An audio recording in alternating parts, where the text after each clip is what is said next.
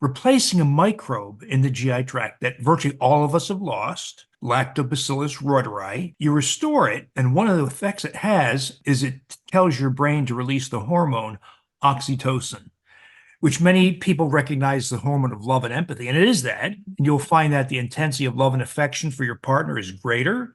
Your tolerance of your coworkers is improved. Your social anxiety is reduced. You're more generous and you are more readily accepting of other people's opinions. So really interesting effect. But it also massively, hugely stimulates dermal collagen.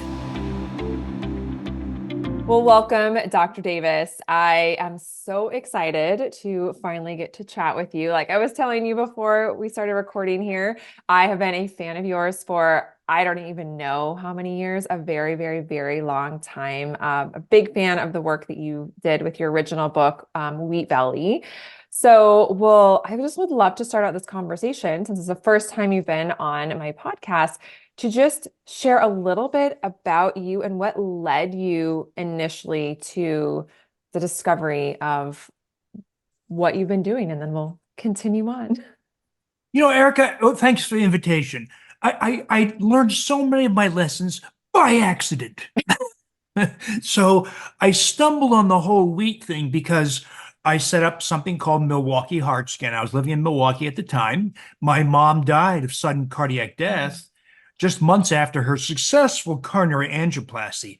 And those are the kinds of things I was involved in Milwaukee. She lived in New Jersey. But it drove home to me, Erica, how silly and useless it was to rely on procedures in a hospital for your heart.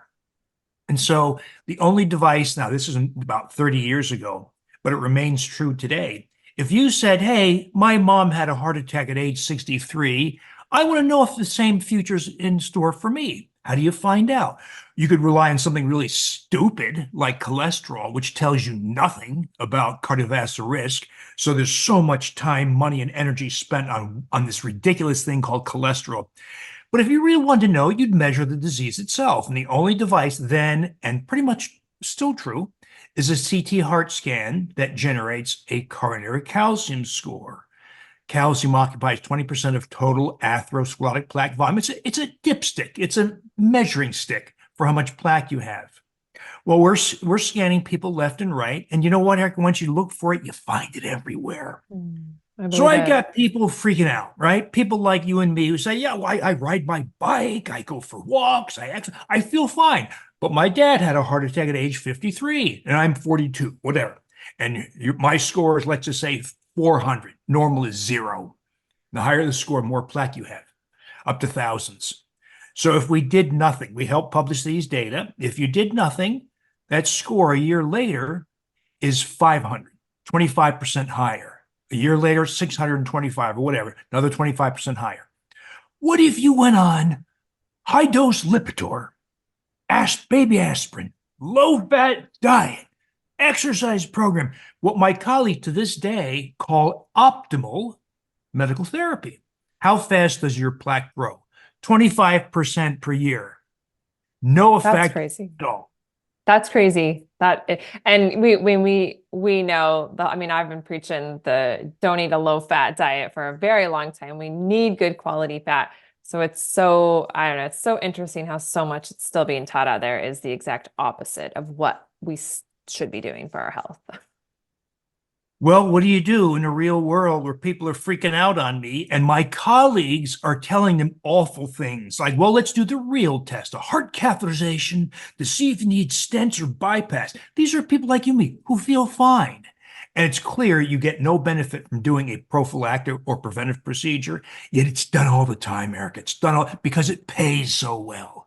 You can make thousands of dollars per patient by doing that. So I was extremely frustrated. It took me some years trying to figure out how to put a stop, but I figured it out. It takes things like vitamin D and fish oil and some other things. But the main driver of heart disease, of plaque in the arteries, is not cholesterol. That's nonsense. That's a remnant of 1950s science, but it still persists because it makes a lot of money. The driver is what's called VLDL and small LDL. All that means is when you consume any carbohydrate, like the amylopectin A, unique to wheat and grains, or sugar, or fructose. You eat those things. And this science is well sorted out. It was well sorted out 30 years ago, but it doesn't achieve mainstream consciousness because it makes no money. So I recognize the only foods, the science was quite clear, the only foods that trigger those things, VLDL, very low density lipoproteins, and small LDL, wheat, grains, and sugars, period. Not bacon, not pork, not butter, wheat, grains. So I asked people, all right, listen, you got a small LDL measurement. This is a test called NMR lipoproteins of 2,400, let's just say, nanomoles per liter, particle count per volume. And you have a heart scan score of 700. Got to do something because the Lipitor ain't going to do it. So I said, let's eliminate wheat, grains, and sugars. Gave them a 2-page handout how to do that. They do it. Small LDL 6 months later, 0 or something other very low number. But they come back 12 inches lost off their waist, or type 2 diabetics no longer diabetic, or people with high blood pressure off 3 drugs. In other words, I saw lives transform. That's when I started asking, why? Why would removing the food endorsed by all dietary authorities yield these things? And so that's when I dug deeper, and it became clear that agribusiness had changed this thing dramatically. And it was responsible for a huge downturn in people's health, including provocation of heart disease. Wow. It's so cool when you stumble across some incredible results like that. So you mentioned something, I know this wasn't on our topic to discuss today, but I would like you to go a little deeper because with you bringing it up, I know we're going to get people asking, well, what does he mean by cholesterol doesn't matter? Can you just explain that a little bit? Because, and feel free to pull in the research of where it came from. And from my perspective, what I have heard is it was kind of all a lie in the beginning anyway. So just to clarify that for everyone listening so they can feel more confident and go do their own research and see what's the best route for their health. Well, as everybody knows, cholesterol is a fat, and fats cannot float freely in the bloodstream because if they did, they would coalesce and plug up your organs and you die. So cholesterol as a fat must reside on a water-soluble particle, an aqueous-soluble particle. And that's called a lipoprotein, a fat-carrying protein. So there are all different kinds of lipoproteins, but these are hard to quantify. In 1960, at the National Institutes of Health, NIH, Doctors William Friedewald and William Frederickson were doing this work. And they recognized that there were these various particles in the bloodstream. But how in 1960 do you count them or measure them or characterize them? Well, you can't, not in 1960. So what they did was they said, okay, these particles have a whole bunch of different ingredients or components. Let's measure just one thing. Could we measure apoprotein B or apoprotein C3 or triglycerides? They said, no, let's measure the cholesterol as an indirect marker to try to guesstimate how many particles in each category there were. Very low density, intermediate density, high density. So they used cholesterol as an indirect, but they knew this was a very crude method. They developed an equation called the Friedewald calculation to calculate LDL, the bad. They thought that LDL was the worst one in their very primitive knowledge in 1960. I mean, what's that, 60 years ago. And so they developed an equation. The equation is very fragile. If you change your diet, the equation's invalid. If you are overweight, the equation's invalid. If you have pre-diabetes, the equation is invalid. In other words, they knew this, but it got codified as like this prevailing standard of care that you must. And then, of course, when pharma got into the act with their statin drugs, making at the time as much as $26 billion a year, that became the prevailing wisdom that everybody needs to take a statin drug, even though the science is quite clear that it reduces cardiovascular risk by almost nothing. That's not what doctors are told, of course. They're told, oh, statins reduce heart attacks by 36 to 55%. That's not true. That's nonsense. That's marketing manipulation of statistics. And so we're left with almost no real ways to reduce heart attack in the drug world. We have things like baby aspirin and fibrate drugs and those kinds of things. So cholesterol is a deeply flawed marker. It should have been abandoned decades ago. This idea of measuring lipoproteins has been around for over 30 years. I've been doing it for 30 years. And you can see with crystal clarity the particles that cause heart disease. And you also learn very quickly that the methods to control those abnormalities are all nutritional and never, never require pharmaceutical agents.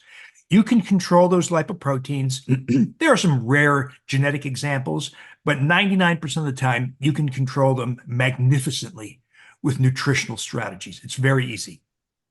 Yeah, it's fascinating to me on this whole cholesterol thing, and people get so freaked out about it. And I know, I want to say it was a year or two ago, because in my FDN practitioner world, we started hearing that some of the labs were going to change their markers and lower them even lower to like 180 for your total cholesterol. And we're over here like, whoa, whoa, wait a minute. You need cholesterol, because if we don't have enough cholesterol, we are going to be lacking brain function, brain health, and oh, wait, all of our hormones. Cholesterol is a precursor to hormones, which most people don't understand that. And so it's like just cholesterol, just cholesterol. And like you said, there's so many different parts to the cholesterol as well. I've been someone who's always had super low cholesterol. I finally have figured out why I think that is, but because there's no money to be made in low cholesterol or getting people's cholesterol up, you can't find any research out there. So it's been so interesting to me, this whole cholesterol journey I've kind of been on. But I don't know. Thank you for sharing all that. I really appreciate that, as I hope our listeners do as well. So continue that research, all of you listening, if this cholesterol conversation piques your interest, because I think it's crazy that it's still No, going Erica, on. it's yet another example, pardon me, of the numerous blunders made by the cut your fat, cut your cholesterol message. So one of them was to cut your fat, which is ridiculous. There's never been any evidence to support that. And eat more healthy whole grains. That causes weight gain, type 2 diabetes, dementia, cognitive impairment, and heart disease. It's another blunder. Another blunder I've been thinking a lot about lately is the abandonment of organ meat consumption, which means that most people get no collagen or hyaluronic acid. And I know you and your ladies are interested because that's very relevant to skin health and appearance, as well as joint health, heart health, and other aspects of health, including the shape of your body. Oh, I'm a huge fan of collagen. And I take it every day. I recommend everyone take collagen. I think it's so incredible. It's amazing the amount of people that when they start taking it, they're like, oh, wow, my body feels better, my skin, my hair. And it may not be like a drastic, like 180 overnight, but it can take time. And sometimes I'll feel like people will notice it when they run out. Then they're like, oh gosh, I hadn't really realized the improvements taking collagen had actually made for me until they run out and go, a couple weeks or a month without it. And then they're like, oh, I need my collagen back in my life. It is the building blocks of our body. I talk about it all the time. We talk about fascia all the time, which I think is a great segue into let's talk about, the gut skin axis, because our skin has so much collagen in it. Fascia is made up of collagen. Our bones are made up of the collagen matrix. Our skin, like so much is, and we know what we eat directly can impact our collagen synthesis, and which again can affect our skin. So can you talk about when you talk about the gut skin axis, which I don't think we've talked about on the podcast yet. So I'm really excited to have you share that today. Very important, Eric, and so interesting. I got interested in this because I'm not a dermatologist, but I got very interested in skin because I recognize that replacing a microbe in the GI tract that virtually all of us have lost, Lactobacillus reuteri. So we've lost because it's very susceptible to common antibiotics like amoxicillin. So we've all lost this microbe. You restore it, and one of the effects it has is it tells your brain to release the hormone oxytocin, which many people recognize as the hormone of love and empathy. And it is that. And you'll find that the intensity of love and affection for your partner is greater. Your affection for your family is intensified. Your tolerance of your coworkers is improved. Your social anxiety is reduced. You're more generous and you are more readily accepting of other people's opinions. So really interesting effect. But it also massively, hugely stimulates dermal collagen.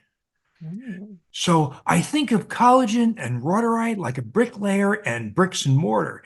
If all you have is bricks and mortar, you'll have some, you can maybe have a rudimentary brick wall, but you get the brick layer coupled with bricks and mortar, you have a big, beautiful brick wall. Same thing here. Rhodorite is the brick layer, collagen is the bricks and mortar, and you have an explosion in dermal collagen. And so that's one example of the gut-brain axis. That is rhodorite taking up residence in the GI tract, sending a signal through the vagus nerve to the brain, to the skin, to release oxytocin that thereby influences the skin. There's another more complicated pathway, and that is in modern people, because of antibiotics, glyphosate, emulsifying agents, stomach acid blocking drugs, anti-inflammatory drugs, chlorinated drinking water, on and on and on. We've disrupted the GI microbiome. One of the effects has been the excessive proliferation of fecal microbes like E. coli and Salmonella and Campylobacter, which you may recognize also as the causes of food poisoning. Because the kid at the fast food joint who didn't wash his hands after going number two, and then touch your food, you get fecal poisoning. Well, those microbes also can ascend up into the 24 feet of small intestine. Small intestine is not equipped to handle that. It's very permeable for absorption of nutrients. So when fecal microbes inhabit the 24 feet of small intestine, when they die, because they only live for a few hours, trillions of microbes release their toxins in their walls, so-called endotoxin. That toxin enters the bloodstream. That's endotoxemia. And endotoxemia is a major influence over skin. Because it gets the skin, it causes skin rashes, dryness, redness, irritation, in addition to contributing to such things as heart disease, dementia, fatty liver, all kinds of other problems, weight gain, type 2 diabetes, but it does have a role in skin health.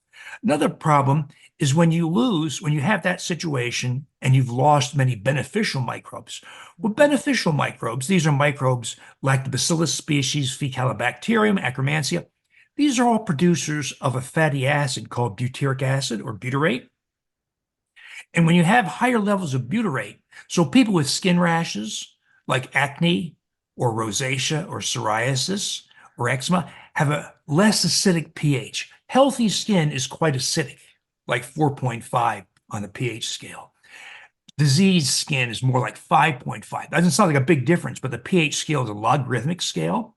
So tenfold reduced acidity in diseased skin. When you get those microbes back, you acidify the skin, and it discourages the growth of pathogen microbes in the skin, like Staphylococcus aureus, and allows proliferation of healthy microbes like Staphylococcus epidermidis. So what goes on in the bowel, the species you have, has a major influence on your susceptibility to skin redness, dryness, and rashes, including such things as rosacea. So the gut plays a huge role in the appearance and health of your skin. Who would have thought, right? I see ladies putting on topical things, right? And thinking that's where the effort at. No, you must address the GI microbiome if you want full control over skin appearance and health. Yeah, absolutely. I mean, that sums it up right there. I've seen the same thing, and I mean, I used to deal with some acne on my face, and it was because my body did not detoxify well. I had too much just toxin load on my body, and of course, I was such a sick kid. I had so many antibiotics. And so it's something that I've been really working on with my health and really, with my family, trying to really minimize antibiotics if it's literally the last resort and absolutely necessary, because those antibiotics just knock out so much good stuff. And then we start having other issues because of it, because the terrain, that microbiome, is out of balance and can become overrun by the not good stuff. And we have to like gut health. I always feel like we talk about gut health all the time because we have to have so much of comes back to good gut health. We got to get the bad stuff out. We got to rebalance it with the good microbiome.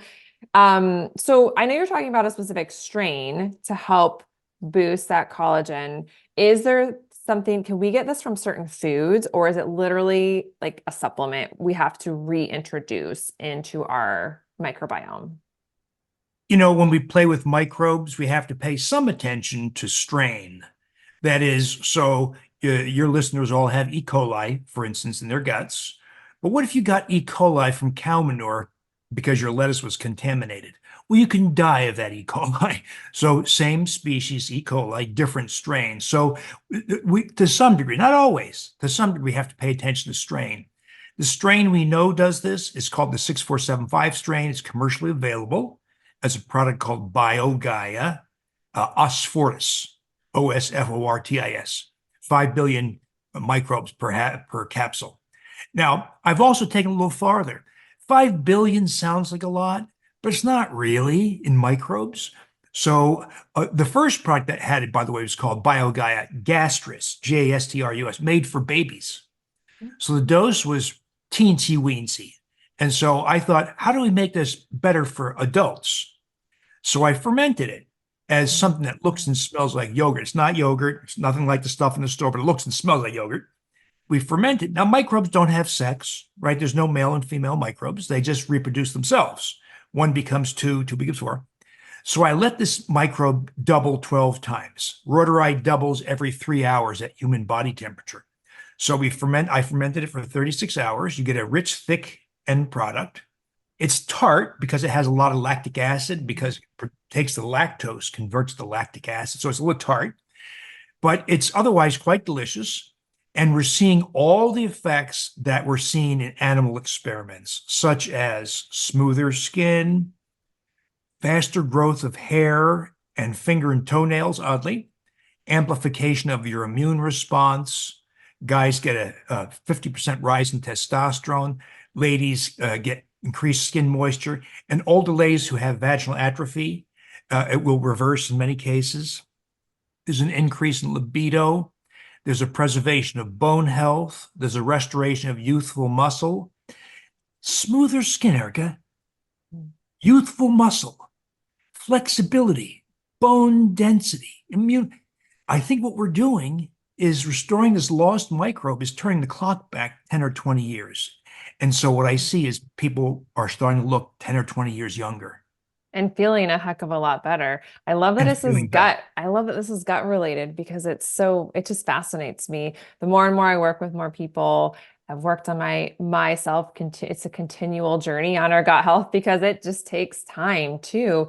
Do you see, and again, this is probably a silly question to ask, but to help, like when we're working on rebalancing the gut, it can take time.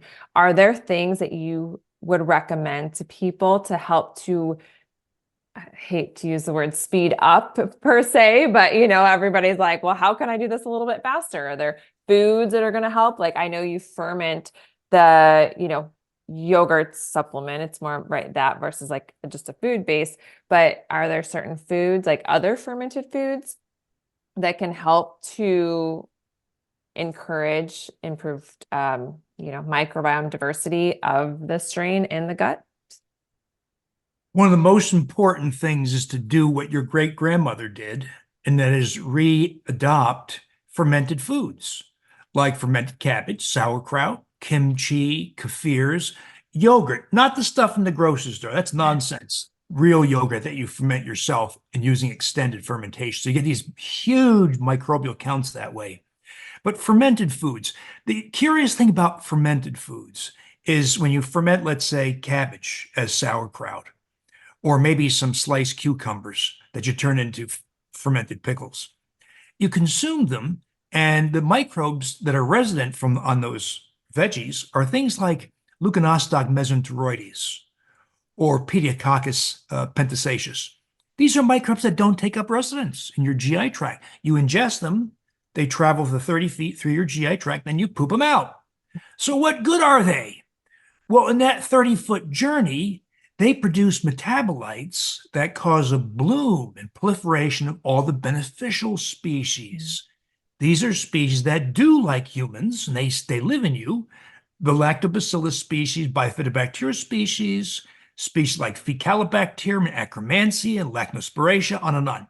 So those beneficials, and those are producers of that butyrate that benefit your skin and cause you to lose abdominal fat, reduce blood sugar, reduce blood pressure, give you better sleep, give you vivid childlike dreams, all these wonderful effects.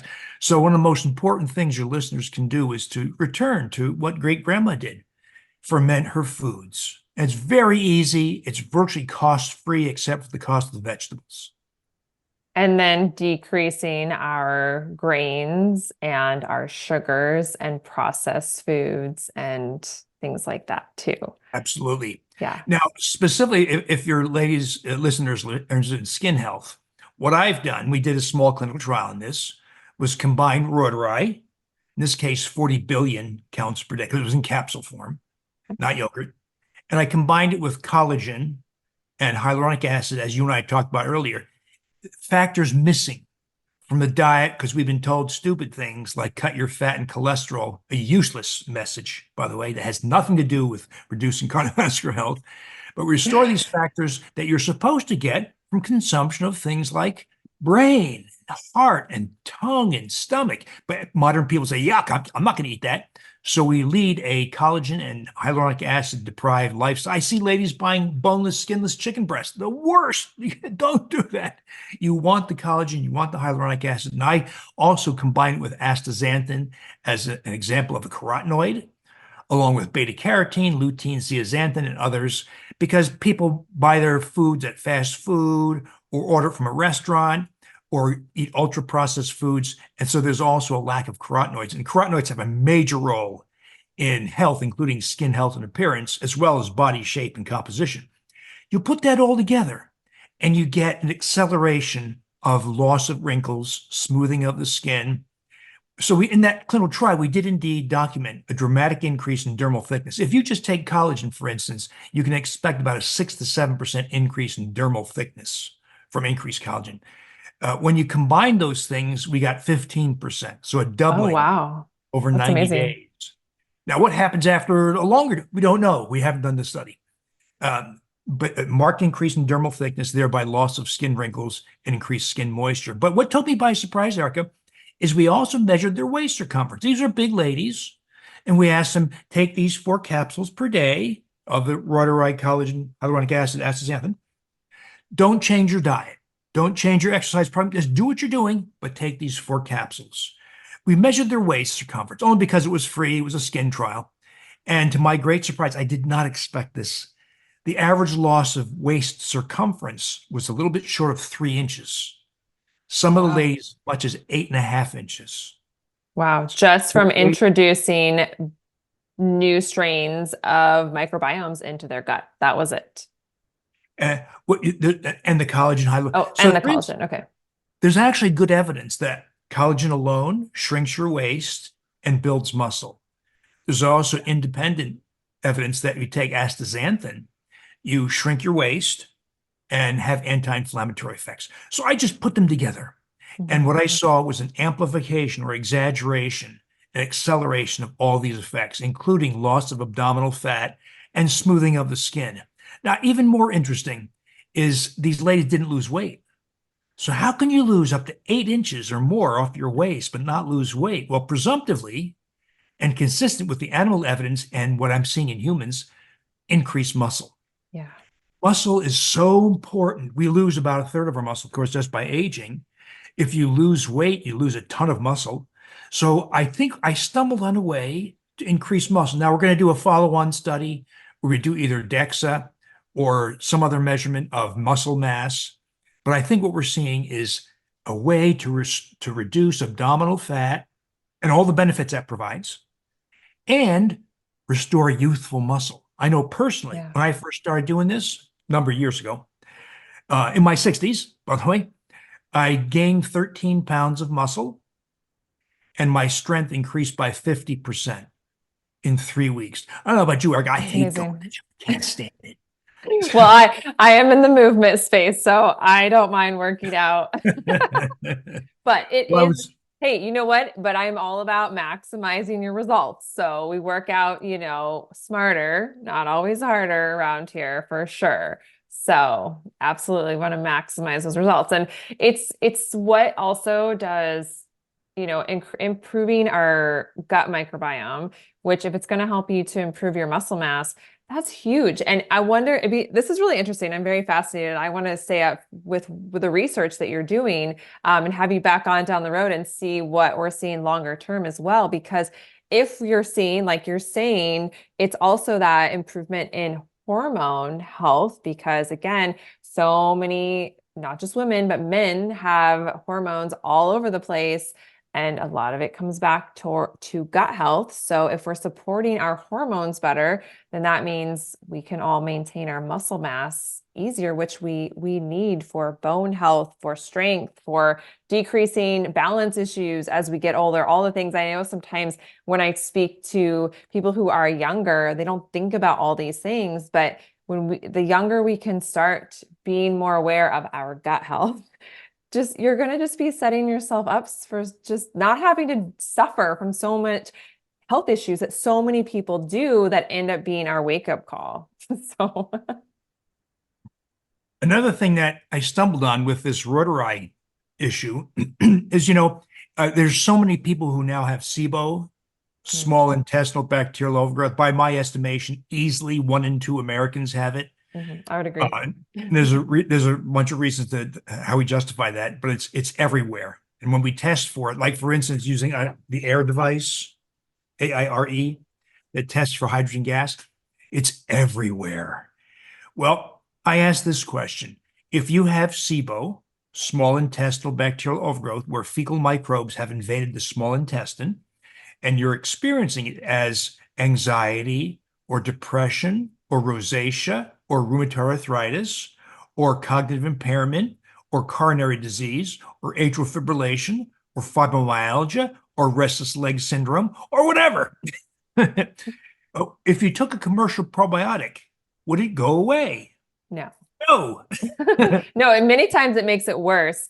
Yes. I've worked with SIBO myself. I work with clients with SIBO. SIBO can be very tricky to get rid of. So if you're going to say that this microbiome or this strain can help, I'm all for trying it, number one, regardless. But the SIBO thing is a real problem for a lot of people. And Yeah. part of it is because part of it is too, people are not patient for healing SIBO. And a lot of people want to go after SIBO first. And there's sometimes other things we need to rebalance before we can truly, the rebalancing the microbiome is just Mhm. a whole, I don't know, we could talk about hours and hours and hours, days about it, but Absolutely. Excellent points. Well, I ask these questions. So if a commercial probiotic is essentially useless to eradicate SIBO, what if we chose microbes that specifically colonize the small intestine? That's where SIBO occurs. That's where the battle is. And produce bacteriocins. These are natural antibiotics. Only a few do this. Natural antibiotics effective against fecal microbes. So I chose 3 known to do this. Lactobacillus rotari, small intestine colonizer, bacteriocin producer. Likewise, Lactobacillus gasseri and Bacillus coagulans. A little different. It's a spore-forming microbe. You take it as a spore, a seed, and it germinates in the small intestine and releases its bacteriocin. So I fermented them, once again, using prolonged fermentation, 36 hours. It gives us super duper high counts of about 300 billion, so far greater than a probiotic. So I didn't expect this, Erica, but so far of 50 people, more than 50 now, who've done this, 90% test negative for hydrogen gas. That is, and they experience all the benefits of eradicating SIBO, like breaking a weight loss plateau, the hemoglobin A1C finally drops to the floor, like 4.8%. Their waist shrink, their blood pressure drops, their skin rashes finally recede. So now we will do a formal clinical trial. I'm limited by budget. I'm not pharma. I don't have billions of dollars to spend on research. I've got a few $100,000. That's my budget. I'd like to do that study, but until that happens, people are eradicating their SIBO, not 100%, but close.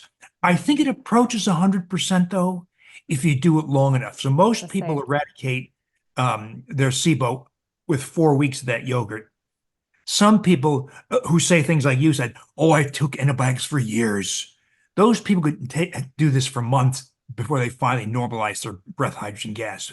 But as you know, we could talk about Xifaxan or rifaximin, other things, nasty ways to try to deal with SIBO, if the doctor even knows what it is. Or you could ferment this thing that looks and smells like yogurt, and it tastes great with blueberries and chia seeds, and it works. So, Dr. Davis, is it something like I can get from you and make at my house and make my own Mhm. yogurt? There's a bit of hassle, Erica, because you have to source the three microbes from three different sources. So Mm. the rhodorized strain we use is from the Biogaia asphartis, the 6475 strain. The gasteurized strain we use is the BNR17 strain. You can get that from Joe Mercola's marketplace called BioThin. And the Bacillus coagulans is a product called Shift Digestive Advantage. So there's a hassle, get it from three different places. But once you make it, you can make future batches from a little of the prior batch. So the hassle and expense, a little bit of expense, is up front. You do need people need a device to keep it at roughly human body temperature. A sous vide, stick or basin sous vide, a meat cooker, or a yogurt maker or instant pots all work pretty well. The only thing is if you had a device that's preset to temperature, you want to verify the temperature because some of these microbes like Rotari die at 110 degrees. And if your yogurt maker Mm. runs at 112, you'll kill them. So you want to make sure it runs roughly human body temperature or maybe a little warmer. Bacillus coagulans, that spore-forming microbe, uh, likes, meaning reproduces best at 115 to 122 degrees, but too hot for the other guys. So we don't use Mm. that temperature. But I nudged it up to 106 degrees, just thinking that want to make Bacillus coagulans a little bit happy. And so far, Eric, it's worked 90% It's plus of the amazing. time. Okay. Well, now we just got to get them all combined so then we can easily get it to people to make their own at home. Another way to do it, that some of my followers do, is they make all three separately. That way they know. Because Mm. one of the things we Oh, there you don't go. know is if you co-ferment them, like a backyard garden. If you plant, eggplant and squash and zucchini and tomatoes, the zucchini will take over, right? It's so prolific. We don't know if the same thing happens with these microbes. Maybe at some point one of the microbes becomes dominant. We don't know. We haven't done an analysis yet. That requires a DNA analysis. So if you're in doubt, you can always ferment them separate. A little bit more hassle, but not that much. And that way you know you have high counts of each of them. Well, I think this is so fascinating. We can just all really, I mean, I always am preaching this, like take your health back into your own hands, and start learning. We have to educate ourselves first. That's the big part. That's why I love having this podcast, is to opening and expanding people's awareness of what is possible for your health, what we can do. So this is such great information. I really appreciate you sharing this. Isn't I it want to, sad, oh, Erica, go ahead. Yep. that people cannot rely on their doctors for health? That's become eminently clear, right? Doctors are dispensers of pharmaceuticals and procedures. That's why we need what you're doing and other podcasters and bloggers and so on, because the true message of health is not being delivered by people in healthcare. In fact, some most unhealthy people you'll ever see are people in healthcare.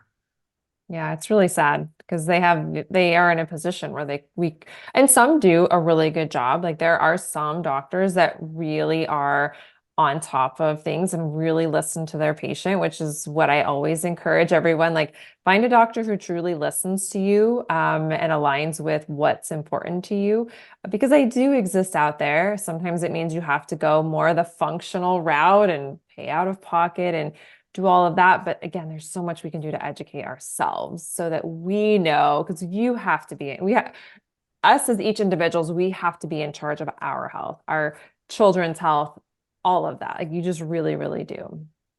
Dr. Davis, I want to circle back. You said something like a long while ago in our conversation about oxytocin. and I feel like you just glimpsed it over. So I want to bring it back in. Was there anything else you were wanting to talk about with the hormone oxytocin? I know it comes up a lot in, pregnancy conversations, like you said, how it's like the happy, hormone. Was there other things you wanted to mention about how that hormone specifically is good for skin health? Because I've never heard that in relationship to skin health itself, which I think is fascinating. Erica, we could talk hours just about oxytocin alone. This thing that was thought to be nothing more than a hormone you give a woman at time of delivery to provoke uterine contraction. End of story. No, just from a reproductive standpoint, oxytocin is responsible for, yes, uterine contraction, but also for vaginal moisture and integrity of the lining of the vagina. It's also responsible for libido in both females and males. It's responsible for breastfeeding. It causes expression of milk during breastfeeding, lactation. It's also responsible for the mother-child bond. So ladies who lack reuteri and thereby oxytocin often can't breastfeed, can often experience postpartum depression. So just from a reproductive standpoint, huge effects. But it also has skin effects, as you point out, especially an increase in dermal thickness and acceleration of healing. It's a major player in the immune response. If we believe what happens in mice, some of this has been corroborated in humans, not all of it. I'm working on it, but I'm restricted by budget. One of the things that happens in mice. So when you and I age, after age 15, the thymus gland right here beneath the sternum in front of the heart, that's the seat of your T cell immunity, protection against viruses, bacteria, and cancers. Well, it's after age 15, it starts to shrink, or we say involutes. And by age 70, it's almost gone. It's 10% of its original size. Well, if you give an old mouse with a shrunken thymus gland oxytocin or reuteri, it's restored back to a youthful mouse's thymus size. So does that happen in humans? Not been shown yet. Be a complicated study to do. Have to do MRIs of your thymus baseline and follow. But I believe it does happen. So the immune system, the 50% increase in testosterone in males, um, uh, uh, preservation of bone density, a very substantial effect. Um, Emotional effects, the increase in empathy, generosity, acceptance of other people's opinions. I think about this a lot, Erica. So we've all lost reuteri and thereby the ability to boost oxytocin. People say, well, if I pet my dog, well, yeah, good luck with that for about a minute, right? We're talking about prolonged, sustained internal production of oxytocin. So you get that. Now, so we've lost it. At a time of record social isolation, pre-pandemic, record suicide, 35% increase in suicide between 2005 and 2015, higher with the pandemic. Half of all marriages end in divorce. And this is true, not my speculation, the dramatic rise in narcissistic behavior. The psychology community has been formally tracking, I did not know this, since 1963, measures of narcissistic behavior. And the increase has been a sharp incline. Questions like this: true or false? I am a very important person in this world. 1963, 13% of people say, yes, I am. Our time, I believe it's 73%. Say, now there's more to this than reuteri and oxytocin. There's other things, capitalistic behavior and other things, child rearing practices. But I think part of it is the loss of reuteri and thereby oxytocin. So we're talking about, right? Erica, it's the first microbe I chose to play with, Lactobacillus reuteri. I think by sheer dumb luck, I picked the most important microbe of all. Well, we were meant to, like, things happen for a reason, right? Sometimes we stumble across things that we were meant to stumble across. I feel like that with what I do. And you mentioned something I wanted to bring up again is the improvement in vaginal moisture. And I would assume if we're helping, if we're helping our collagen in other areas, ladies, we're helping it in the vaginal area as well. So when we start talking about pelvic floor dysfunction, prevention of pelvic floor dysfunction, things like that, this could, I mean, again, this is all sometimes it's theory conversation, but this really piques my interest to learn more of this with what you're doing, Dr. Davis. I think it's fascinating. So it'd be really interesting to hear from women that maybe have pelvic floor dysfunction if they notice an improvement in less incontinence, and all of that. I mean, you need to learn, from my perspective, like no matter what, you need to learn how to effectively strengthen your pelvic floor and deep core, because you can't, nothing, no supplement, no anything else is going to actually train your tissue for you. But I am all for helping to improve the function of our tissue and hormone function in our body, because ultimately it will make all of that work that you do that much more effective, right? We get stronger muscles, we're getting stronger, improved health of our fascial tissue in our body too. So I just want to make that connection for everyone listening. So quite fascinating. I suspect, Erica, just as you suggest, that the restoration of rotary, thereby oxytocin, probably has benefits in the pelvic floor because it's a muscle. And by the way, that also means likely heart muscle too. Very preliminary. We have not yet done any studies, and I'd like to, but that's very expensive. I think it has potential to regrow heart tissue. I've seen it happen, which is not supposed to happen, but that needs to be validated. But I tell you, I cringe to think what ladies are given when they have complaints like vaginal atrophy, which, by the way, becomes universal into your late 60s. And so I think about this, ladies think it's the time of their life. They're going to retire. Their husband's retiring. They're going to travel and have fun, make love, and they find they can't. And that, of course, causes friction in their relationship. And what's the solution from conventional doctors? Estrogens. So they get intravaginal, topical, or oral estrogens, essentially saying you're going to risk endometrial cancer and thromboembolic disease, deep vein thrombosis, pulmonary embolus, for the sake of having restoration. In other words, it's almost a life-death decision for a woman, which I think really stinks. Well, there's preliminary evidence that oxytocin is the primary driver of vaginal moisture.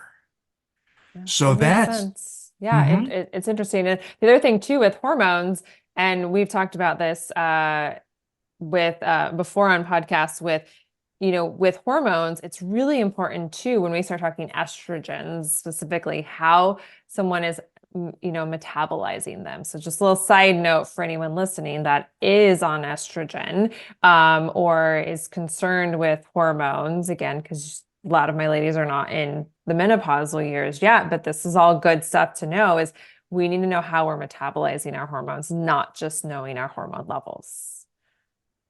And you know what? The uterus, cervix, and vagina are largely made of hyaluronic acid.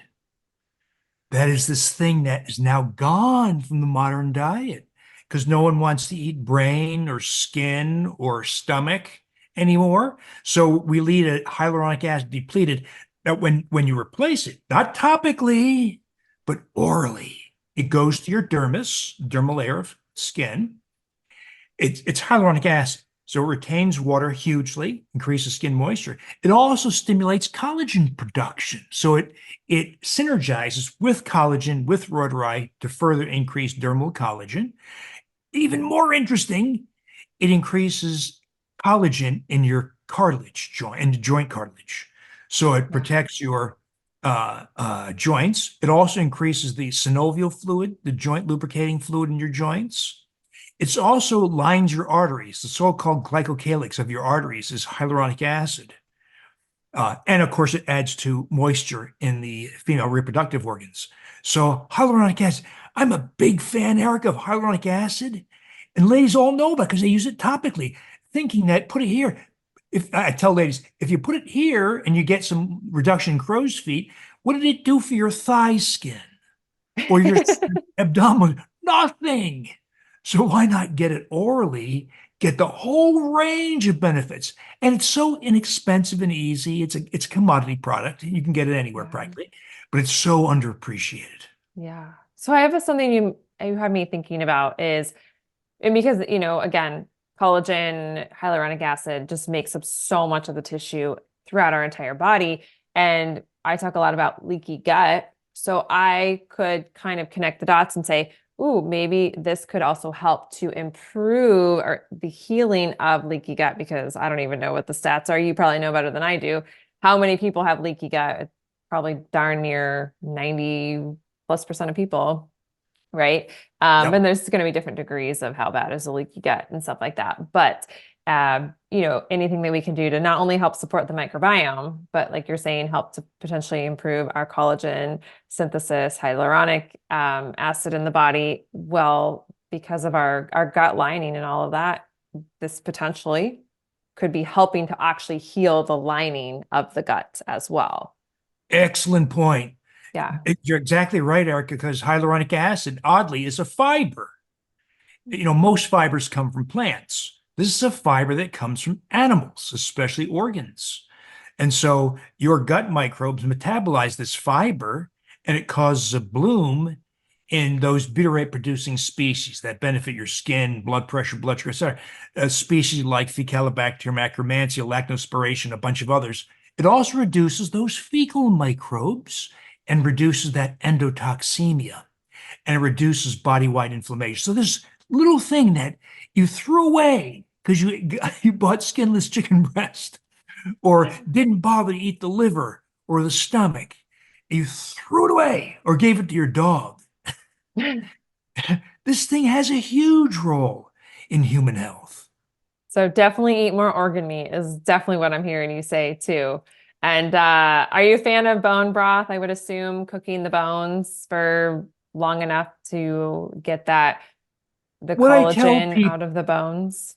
what I tell people is avoid prolonged cooking, like 36 hours people would do, and don't add vinegar. We have now two studies Mhm. that those practices increase lead content dramatically, and you get lead toxicity. And So so what I what's the time frame you recommend cooking the bones for? so what I've been telling people, and it's going to sound terrible, but I tell them to make carcass broth. That is. So you eat the chicken, you got the remains, you got bones and ligaments and tendons, some loose odds and ends, maybe some liver, whatever. Make that, boil it in maybe no more than 4 hours, enough to free up the pieces. Mm. Don't add vinegar. Never add vinegar. And you'll have a little bit of lead because some does leach out of the bones, but you won't have anywhere near what you get from prolonged cooking with addition of vinegar.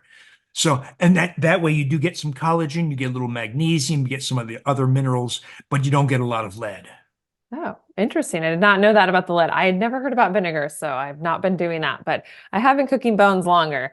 So even like beef bones, the same thing, because beef bones seem to always take so much longer to break down than chicken bones. So 4 hours, that's it. Yeah, whether it's humans or cows or chickens, bones concentrate lead because the body treats lead just like calcium. So if you're Mm. exposed to lead, it puts it in your bones.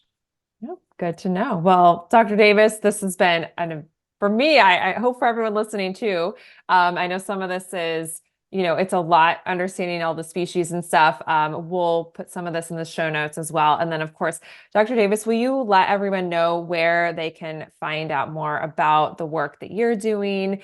And if there's any specific products and stuff that you'd like me to link up, I will be sure to put those in the show notes as well as the blog post as well, so everyone can find them and access them easily. Sure, Erica. So a lot of the recipes for these yogurts, et cetera, and other fermented foods are in the Super Gut book. They're also in my uh, awkwardly named drdavisinfinitehealth.com blog. There's a lot of stuff there. And I have formulated products that, as you know, I don't like to mention, that are available that make this more convenient. Awesome. Well, this has been great. Probably very eye-opening for many, and so grateful for the work that you're doing. And just we'll have to stay in touch and bring you back on as you find and discover new research with all this incredible work you're doing. So thank you so much. And for everyone listening, share today's episode with your friends, family members. And, as always, we're here for you. So if you have additional questions, don't hesitate to reach out to me or reach out to Dr. Davis. So thank you so much. Thank you, Erica.